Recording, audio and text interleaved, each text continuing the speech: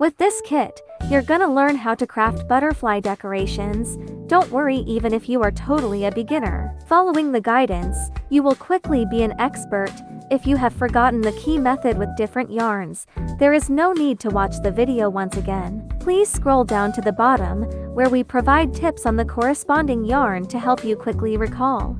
For the crafting materials, you can get yarn materials, the needle, reference card, crochet hook, and back. The main process is to hook all the yarns and yarn balls to the back in the right place. The edge of the back will be covered after sewing. Every yarn has a letter that can match the design graph here. You can take a screenshot and save it for later use, or you can check the picture in the front of the instruction card to match them. Our craft kits are beginner-friendly and easy to get started with. Follow the tutorial and complete it once, and I guarantee you will fully master this skill. Butterfly collection features 4 enchanting colors: vibrant forest green, sweetly dreamy sakura pink, warm and soothing autumn gold, and elegantly mysterious grape purple. Each design is thoughtfully crafted to add a pop of color to your life. What you get now is called a live tongue hook needle. When the active tongue is poked in front, it will automatically open, and when pulled back, it will automatically close, which can prevent accidental snagging on the bottom net and other lines. Let's start crocheting.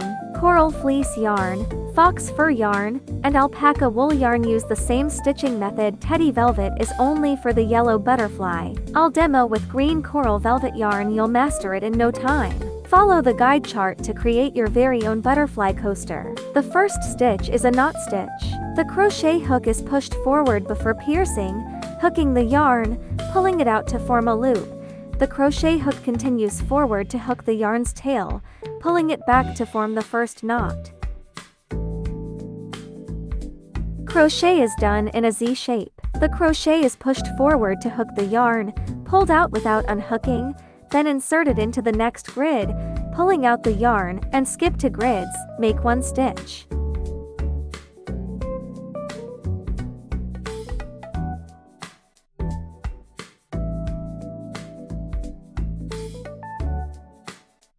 Next to the last grid of the first column, move to start the second column.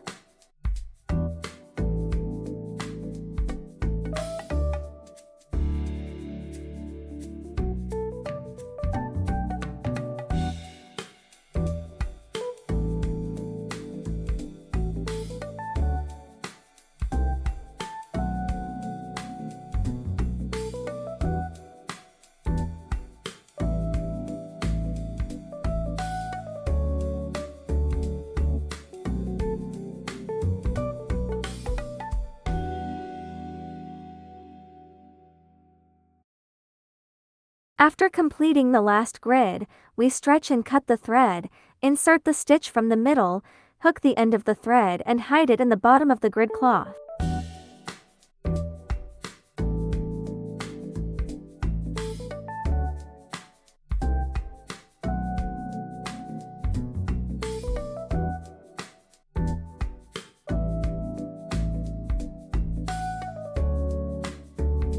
Alright, time for plant some grass. You can DIY or follow my recipe. Here are the patterns and yarn amounts. Better screenshot fast before they disappear.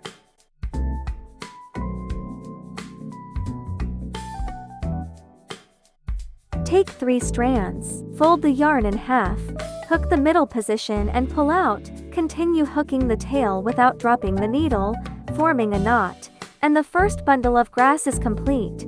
We will plant grass in every grid of this area.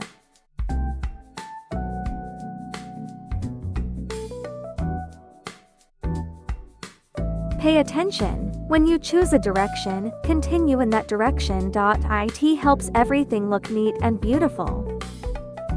Congratulations, you have learned how to knit short tufts. Next we will consolidate and continue practicing.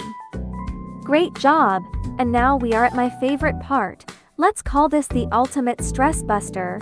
This yarn will be used in these sections. For the first stitch, we'll tie a knot, and start officially crocheting in the next square, pulling the thread out. At this point, a circle will form, and I like to set the circle's length to exactly 4 square grids, or any length you prefer. Then unhook, Yes, this is somewhat different from the previous hooking method.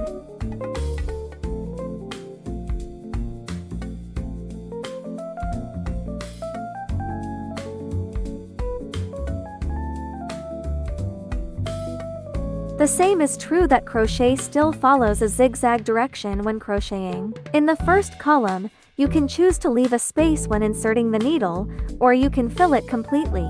Starting from the second column, skip a space and hook a stitch.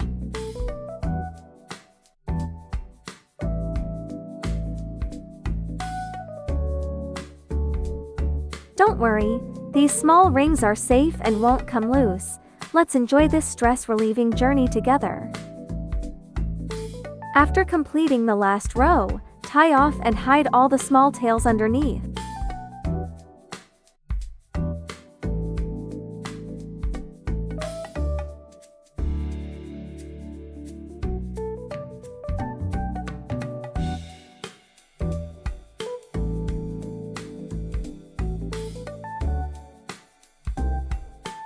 Now, let's pick up the chenille yarn again and adjust the direction of the base fabric to start crocheting 2 rows of small squares at the center point. First, insert the crochet hook horizontally through the grid fabric, leaving a 3-inch tail.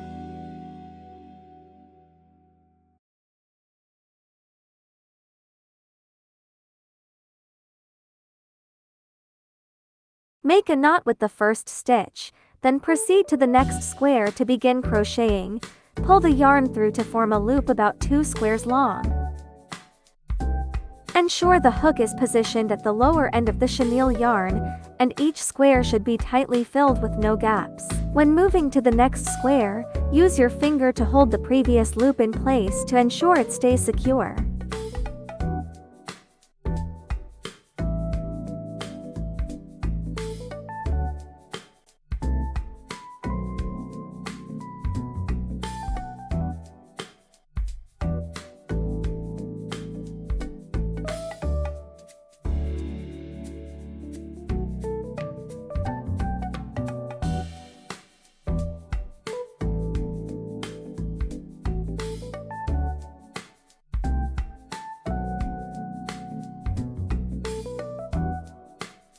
After completing the last square, trim the yarn tail, leaving about 3 inches, and tie to knots.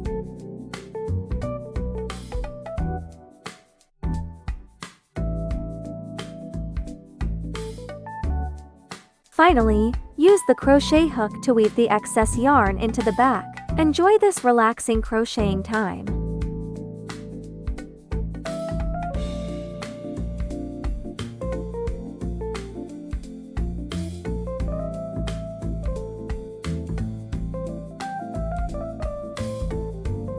Hang in there, you're just one step away from success.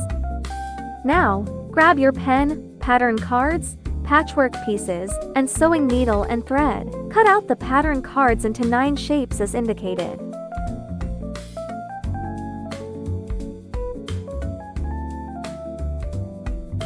Next, let your clever little brain unleash its imagination. Align your favorite patchwork pieces with the cutout shapes. Draw some dashed lines with the pen, and then start cutting. Note: when cutting, leave about 1.2 inches of extra fabric around the edges to make sewing easier later. Make small cuts at the corners of the patchwork where it meets the curves of the base fabric. Adjust the spacing as needed, and remember to make these cuts on every piece. Here, we'll use the upright needle stitching method. Align the corners, insert the needle upright from the underside of the base fabric, pull the thread through, and then insert the needle back in. As you sew, fold the fabric along the way. Remember, the exit point is the entry point. Where the needle comes out is where it goes back in. Only sew small sections of the base and patchwork fabric at a time, and you can adjust the spacing as you go, making it tighter at the curves.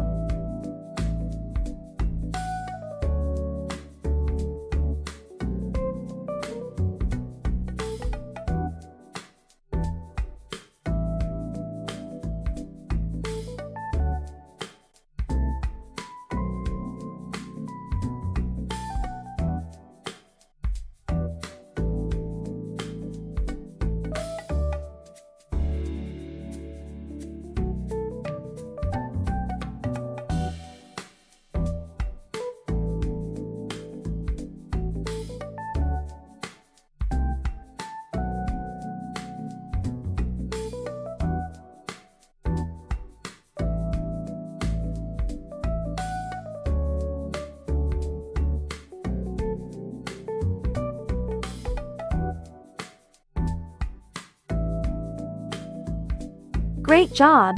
Keep it up! When you reach a corner, tuck the excess patchwork fabric in with the needle tip, and make sure the exit stitch at the corner is centered on the edge. Once a piece is sewn, tie a knot and cut the thread.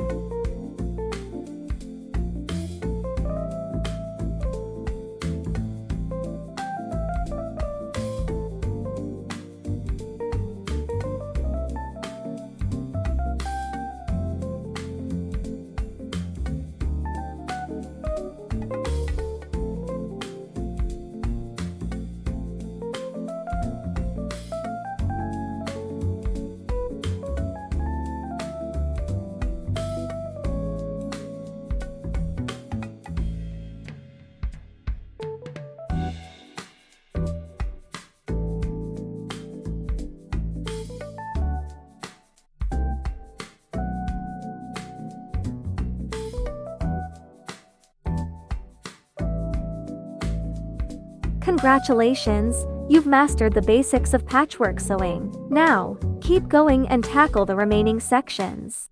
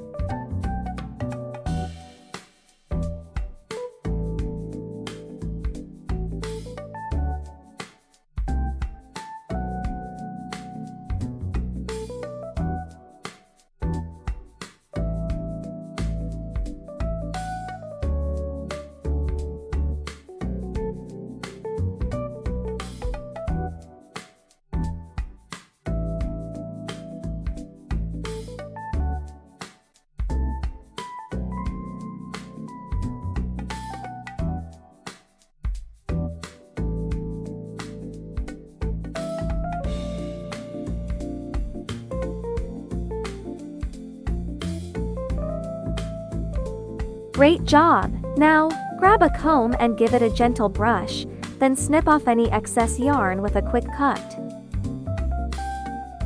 Not only can it be used as a coaster, but it also works wonderfully as a wall decoration or a photo frame accent. Versatile and highly practical. One item, multiple uses, effortlessly meeting various needs.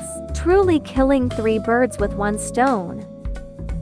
Happy Chillfizz time! Here's a little secret. Our craft kit family is ready to spark your next cozy project. Keep exploring, and don't forget to tag us at Shop Chillfizz with your creations.